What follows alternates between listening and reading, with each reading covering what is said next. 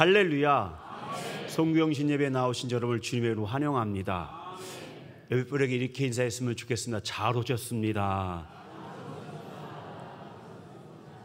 감사합니다. 예배를 통해 치유하시고 회복하시고 하늘의 축복이 함께하는 거룩한 예배가 될 줄 믿습니다. 오늘은 처음과 마지막이시라는 제목을 가지고 하나님의 말씀을 같이 나누기 원합니다. 로마 신화에 보면 독특한 신이 하나 있습니다. 바로 야누스라는 신입니다. 사진에서처럼 두 얼굴의 사나이입니다. 얼굴이 두 개입니다. 사진 준비되어 있죠? 예, 야누스인데 두 얼굴의 사나이입니다. 사진 보여주시죠? 그 다음 사진. 이렇게 두 개입니다. 그래서 앞과 뒤가 두 개인 얼굴을 가지고 있습니다. 그래서 야누스적인 인물이다라는 표현은 뭐냐? 위선적인 사람을 그렇게 말합니다. 왜 그럴까요? 두 얼굴을 가진 존재이기 때문에 그렇습니다. 그런데 원래 이 야누스는 말입니다, 출입문의 수호신입니다.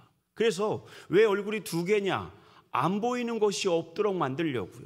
들어오는 쪽에서 바라보는 얼굴과 나가는 쪽에서 바라보는 얼굴, 이 두 개가 출입문을 지키고 있는 존재입니다. 왜냐? 출입문은요, 과거 시대에 굉장히 중요했기 때문입니다. 왜냐하면 그 문을 통해서 바깥의 것이 안으로 들어옵니다. 동시에 안에 있는 사람이 출입문을 통해 바깥으로 나갑니다. 그래서 한문에서도요, 출입문을 현관이라고 표현합니다. 현관. 현관이 뭐냐? 가물현의 빗장의 관입니다. 무슨 말이냐? 현관은 가물가물한 곳이에요. 왜냐하면 들어오는 곳과 나가는 곳이 겹치는 지역이기 때문에 바깥의 기운과 안의 기운이 섞여 있는 가물가물한 곳이다. 그래서 현관인 것입니다. 바로 야누스는 안과 밖을 바라보면서 그 문을 지키는 신이 바로 야누스입니다. 그런데 이 야누스란 이름이요, 영어 달력에 나옵니다. 제뉴어리가 바로 1월입니다. 1월. 그런데 이 제뉴어리가요, 야누스하고 똑같은 단어입니다. 그러니까 1월은 야누스의 달입니다. 무슨 말이냐?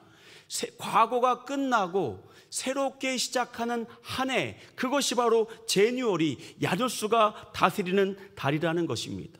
또한 야누스는 말입니다, 전쟁의 신이기도 합니다. 그래서 로마는요, 전쟁의 신 야누스의 신전이 있었습니다. 그런데 이 전쟁의 신은요, 그 신전의 문을 전쟁을 할 때에는 문을 열어놓고 평화 시에, 즉 전쟁을 할 때는 닫아 놓았답니다. 그런데 로마는 거의 매일 전쟁을 했기 때문에 야누스의 신전은 닫힌 적이 없었다고 말합니다. 무슨 말이냐? 야누스의 신은 전쟁은 열고 전쟁을 닫는 신, 즉 전쟁의 처음과 끝, 시작과 변화를 주관하는 신이 바로 야누스였던 것입니다. 그 야누스의 달 제뉴어리가 바로 1월입니다. 오늘은요 12월 31일입니다. 그리고 시간이 채 20분도 남지 않았습니다. 이제 1월 1일 제뉴어리, 즉 새로운 1월이 시작됩니다. 어쩌면 365일 중에 가장 가물가물한 시간이 바로 지금 현재입니다. 2023년의 시간이 끝나고 새로운 한 해 2024년을 맞이하는 그러한 시간이 교차되는 그 지점이 바로 지금이기 때문에 그러합니다. 그렇지만 우리에게는 이 송구영신의 예배가 우리의 삶을 변화시키고 우리의 삶 가운데 하늘의 복을 경험하는 그러한 축복의 현장이 되길 주님의 이름으로 축원합니다. 주님은 말입니다, 우리에게 새로운 비전을 주시고 앞으로 나아갈 놀라운 축복을 베풀어 주신 하나님이 우리의 하나님이십니다. 그래서 1절에 이렇게 말씀합니다. 다 같이 한번 1절 말씀 읽어볼까요? 시작. 또 내가 새 하늘과 새 땅을 보니 처음 하늘과 처음 땅이 없어졌고 바다도 다시 있지 않더라. 요한계시록에 새로운 하늘, 새로운 땅이 열린다고 말씀합니다. 아담과 하와가 범죄함으로 말미암아, 또한 사람의 불순종으로 말미암아 어그러졌던 하나님의 창조 세계가 이제 새 하늘과 새 땅으로 이 땅 가운데 이루어진다는 말씀이 같이 읽은 본문의 말씀입니다. 이 축복이 다가오는 새해 가운데 우리의 삶의 새하늘과 새 땅처럼 우리의 모든 것이 변화되어 우리의 삶의 현장이 은혜와 축복과 능력의 현장이 되기를 원합니다.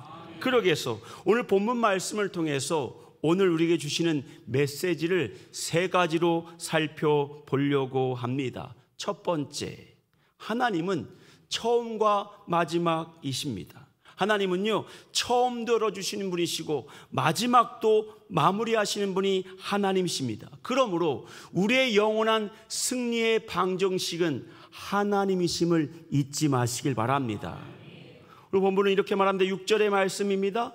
다 같이 한번 읽어볼까요? 시작. 또 내게 말씀하시되 이루었도다.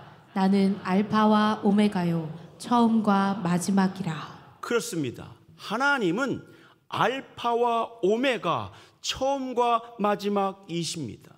시작하시는 이도 하나님이시고 끝을 보게 하시는 이도 하나님이십니다. 그러므로 우리는 이렇게 말할 수밖에 없습니다. 하나님께서는 우리 인생의 유일한 승리의 방정식입니다.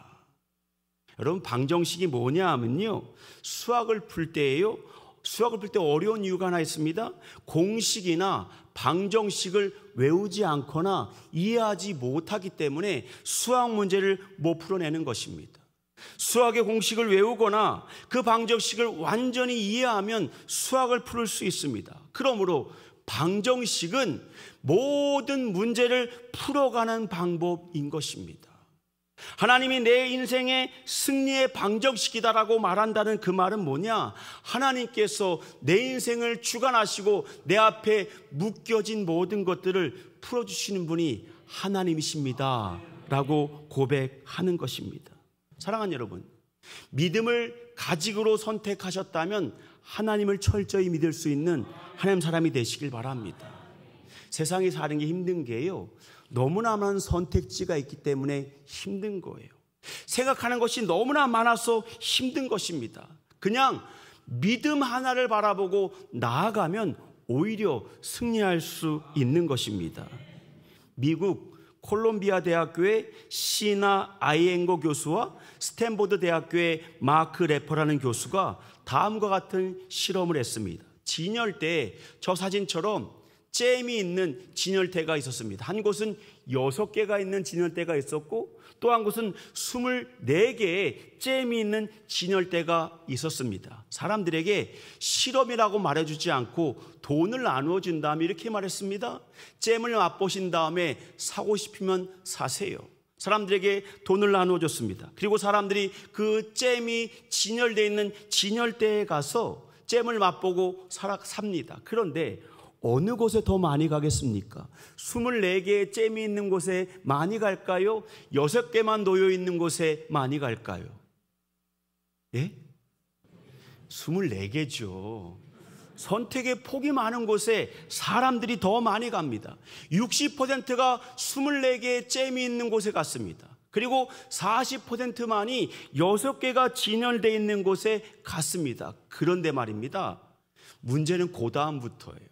그렇다면 24개에 간 사람들이 잼을 더 많이 샀을까요? 아니면 6개의 진열대에 있는 잼을 더 많이 샀을까요? 다음 도표입니다. 보면은 사람들이 산 사람들 말한 겁니다. 6개에 있는 곳에는 몇 퍼센트가 샀다고요? 30%.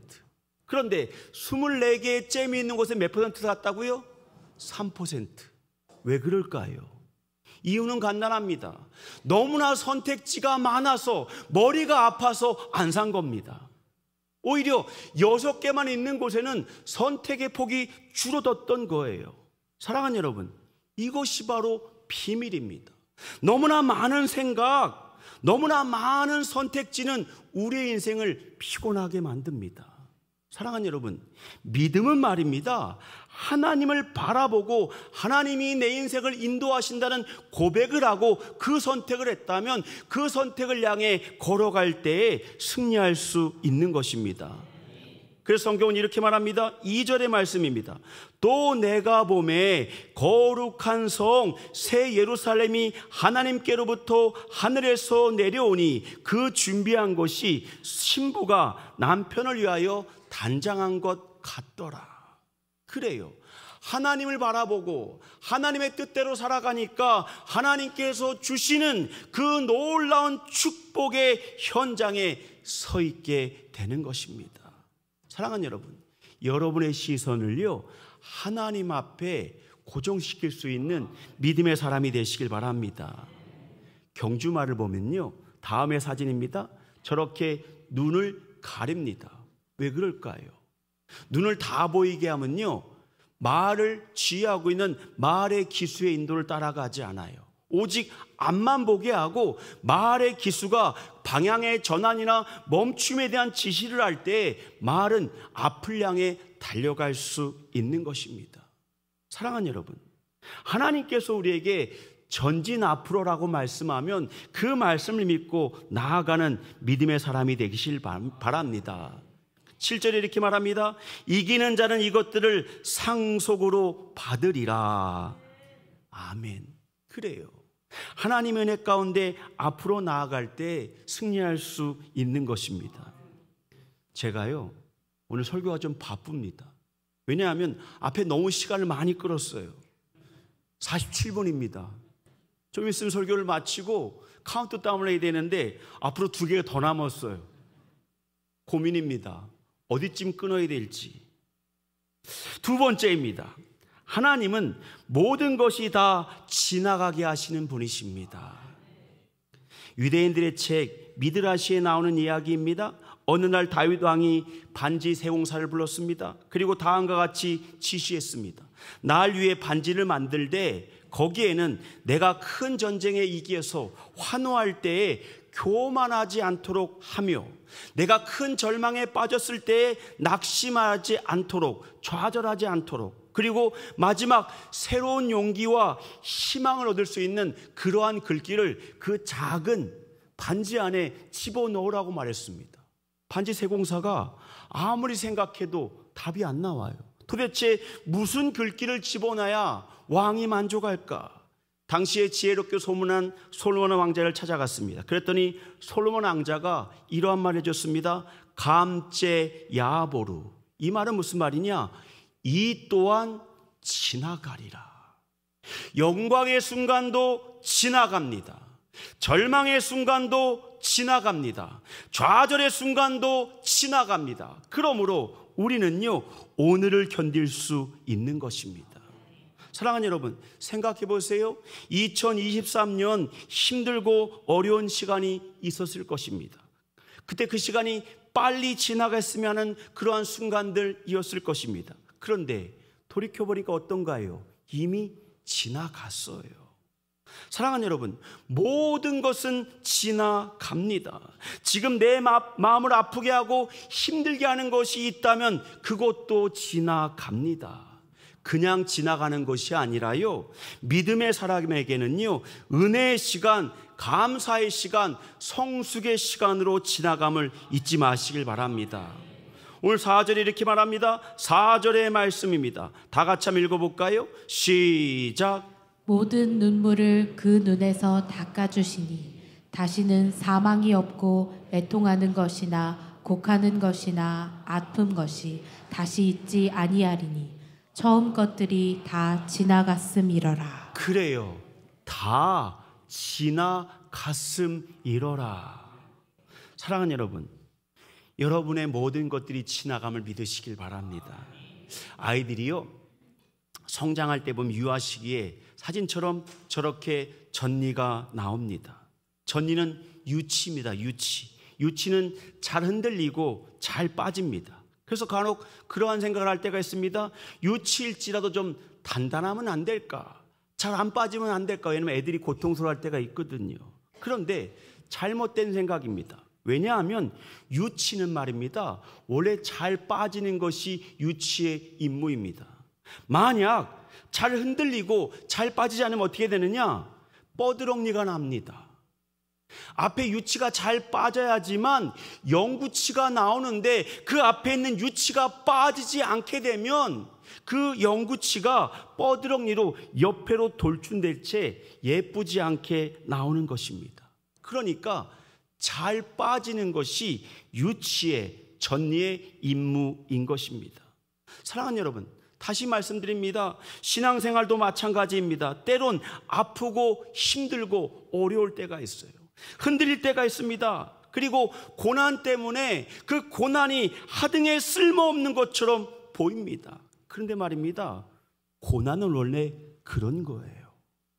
고난이 지나가야만 우리는 한 단계 더 성숙할 수 있는 것입니다. 올 한 해 우리의 인생 가운데 모든 것들을 지나가게 하시고 치유하시며 회복하신 하나님 만나는 믿음의 사람이 되시길 바랍니다. 마지막 세 번째입니다. 하나님은 말입니다, 만물을 새롭게 하시는 분이십니다. 전도서 1장 9절에 솔로몬이 이렇게 단식했습니다. 해 아래 새 것이 없나니. 여러분, 인생 가운데 새 것은 없습니다. 모든 것은 이미 존재했거나 낯이 익은 것들입니다. 논어에 보면 공자가 이러한 말을 했습니다. 옹고지신, 즉 옛것을 깊이 파고 들어가 그 안에서 새로운 것을 찾아서 배운다. 이것이 바로 옹고지신의 말입니다. 그런데 이 옹고지신에 또 다른 뜻이 있어요. 무슨 말이냐? 공자가 정직하게 말한 한 가지가 있습니다. 그것은 뭐냐? 해 아래 인생사 가운데 진정으로 새로운 것은 없다는 것입니다. 사랑하는 여러분, 인간 가운데 전혀 새로운 것은 결단코 없습니다. 그런데 말입니다, 하나님 안에 있으면 새롭게 변화됩니다. 5절을 볼까요? 다 같이 한번 5절의 말씀을 읽어봅니다. 시작. 보좌에 앉으시니가 이르시되 보라, 내가 만물을 새롭게 하노라. 그렇습니다. 하나님은 만물을 새롭게 하시는 분이십니다. 그분의 손에 들려있을 때 우리는 진정으로 새로운 존재가 되는 것입니다. 그래서 고린도서 5장 17절에 성경은 이렇게 말씀합니다. 그런즉 누구든지 그리스도 안에 있으면 새로운 피조물이라. 이전 것은 지나갔으니 보라, 새 것이 되었도다. 여러분, 올 한 해 23년 동안 여러분 잘못된 습관이나 변화되지 않는 자아가 있습니까? 하나님 앞에 모든 것을 내려놓길 바랍니다. 하나님께서는요, 우리를 새롭게 만들어주시는 분이십니다. 여러분, 하나님은요, 야곱을 부르실 때에요, 거짓말 잘하는 야곱의 과거의 모습이 아니라 변화될 야곱을 보시고 부르신 분이십니다. 베드로 역시 마찬가지입니다. 나약하고 배신하는 제자 베드로만 보고 그를 부르신 것이 아닙니다. 자신을 희생하고 교회를 위해 최선을 다해 살아가는 믿음의 사람을 베드로를 통해 보셨기 때문에 그를 하나님의 사람으로 변화시키신 것입니다. 마찬가지입니다. 하나님은요, 우리의 과거의 잘못된 모습이 아니라 변화될 내일의 모습을 가지고 우리를 부르시고 우리와 함께 하십니다. 그러므로 여러분, 주님 안에 있을 때 나는 변화될 수 있습니다 고백하는 믿음의 사람이 되시길 바랍니다. 플랭크 로이드 라이트라는 유명한 건축가가 있습니다. 그는 미국을 대표하는 건물, 집, 그리고 구조물을 남긴 그러한 사람입니다. 그 사람의 건물 중에 하나가 저렇게 멋진 건물이 있어요. 얼마나 유명한지 그의 우표도 만들어졌습니다. 한 번은 말입니다, 이 플랭크 로이드 라이트에게 한 기자가 다가와서 물었습니다. 당신이 만든 뛰어난 건축물들, 그 디자인 중에 어떤 것을 당신은 가장 좋아하십니까? 라고 그에게 물었습니다. 그때 플랭크 로이드 라이트가 이렇게 말했습니다. 다음번에 만들어질 것입니다. 과거의 것이 아니라 다음번에 만드는 그것이 내 인생 가운데 가장 위대한 역작이 될 것입니다. 사랑하는 여러분, 이제 새해가 밝아옵니다. 우리에게 이러한 기대가 있었으면 좋겠습니다. 내 인생 최고의 순간은 아직 오지 않았다. 그러므로 다가올 새해 가운데 하나님께서 나를 축복하시고 나의 한 해를 가장 빛나게 하실 것이다. 그 믿음을 가지고 2024년을 맞이하는 믿음의 사람들 되시길 주님의 이름으로 축원합니다. 기도하겠습니다. 하나님, 다가올 한 해를 바라보며 나아갑니다. 이제 3분 후에는 새로운 2024년이 펼쳐집니다. 오늘 증거된 말씀처럼 나를 변화시키시고 내게 새로운 일을 행하신 하나님이 나의 하나님이심을 믿습니다. 주여, 그러한 믿음으로 오늘을 살아갈 때 승리할 수 있는 믿음의 사람들 되게 하여 주옵소서. 하나님, 그리고 내 인생의 최고의 순간, 내 인생의 축복의 순간은 아직 내게 오지 않았다는 고백이 있게 하여 주옵소서. 그리고 내 인생을 아름답게 만들어 가신 하나님, 그 하나님 경험할 수 있는 믿음의 사람들 될 수 있도록 주여 우리를 축복하시고 인도하여 주옵소서. 이 모든 말씀 살아계신 예수님의 이름으로 기도합니다. 아멘. 기도하겠습니다. 이제는 우리 주 예수 그리스도의 은혜와 하나님 아버지의 극진하신 사랑하심과 성령님의 감화 교통 충만하신 은총이 오늘 새해를 맞이해서 주님 앞에 나와 예배드리고 새로운 비전과 꿈을 꾸는 하나님 사람들 위해 이제부터 영원토록 함께 하시기를 간절히 축원하옵나이다. 아멘.